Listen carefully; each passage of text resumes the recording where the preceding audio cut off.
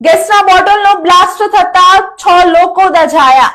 જે હા દર્શક મિત્રો, સુરતના પુણા ગામમાં આજે વહેલી સવારે ગેસનો બોટલ બ્લાસ્ટ થઈ ગયો હતો, જ્યાં એક જ પરિવારના 6 લોકો દઝાઈ ગયા છે।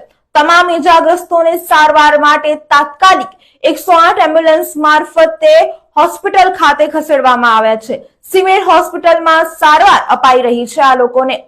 પુણા ગામ વિસ્તારમાં આવેલ નાનંદા સ્કૂલની સામે રાધાકૃષ્ણ સોસાયટીમાં એક ઘર આવેલું છે। પરિવારના સદસ્યો રિક્ષા ઉપર ગુજરાન ચલાવે છે। આજે વહેલી સવારે ગેસનો બોટલ બ્લાસ્ટ થઈ ગયો હતો।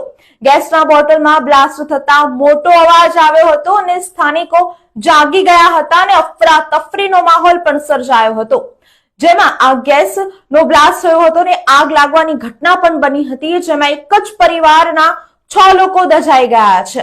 ધડાકા સાથે આગ ફાટી નીકળી હતી અને બારી બારણા પણ ઘરના તૂટી ગયા છે।